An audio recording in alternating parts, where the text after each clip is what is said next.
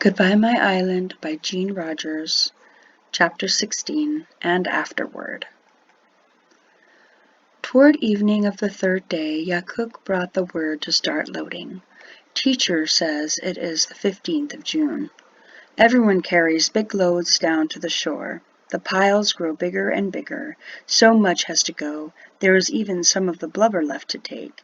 The muktuk of the white beluga is the very best in all the world, so we always try to make it last a long while.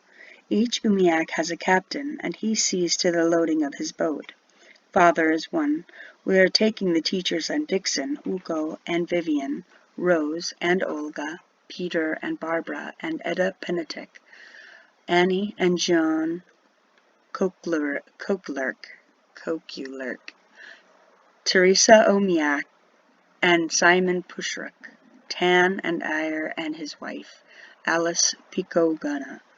We pass the piles beside our umiak into the boat as fast as we can, everyone helping. Is there going to be any room left for us to squeeze into?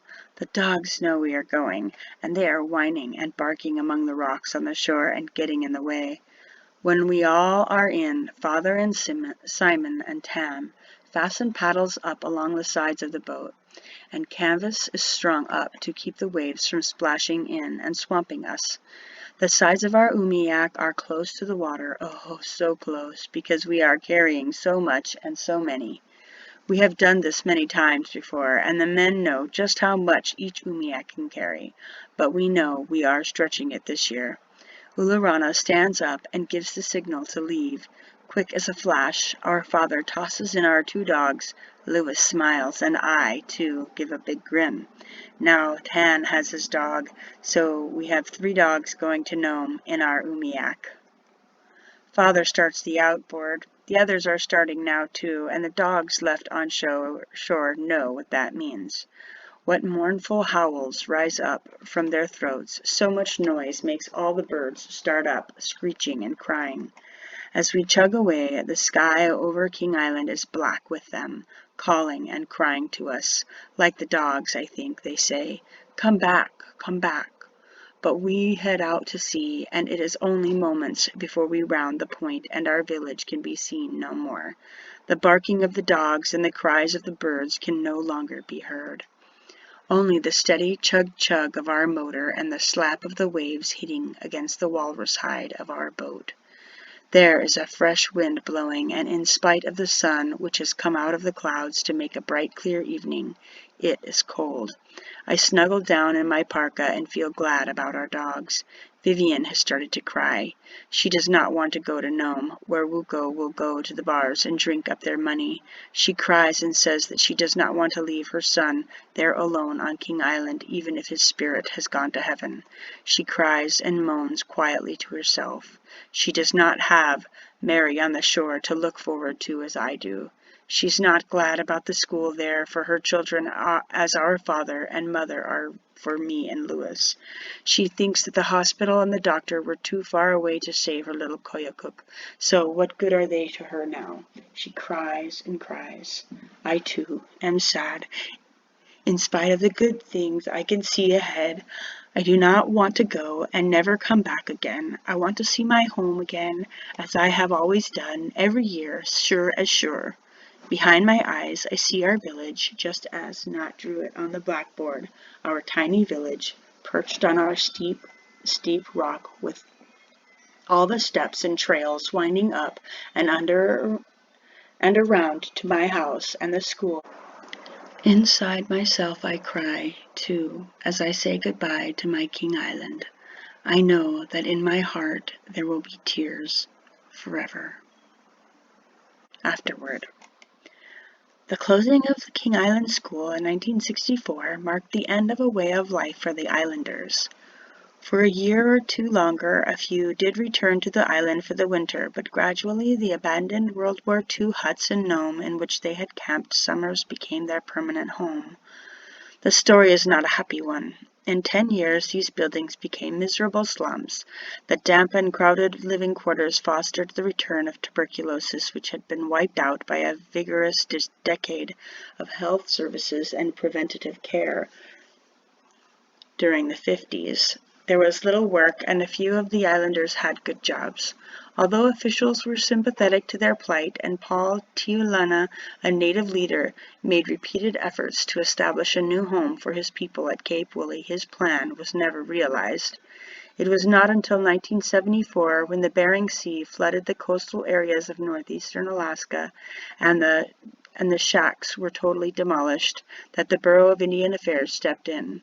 New houses were built on the east side of town, safely out of reach of even the angriest waters. Some of the elders moved to Anchorage, where the large Alaska Native Hospital could give them the medical treatment they needed.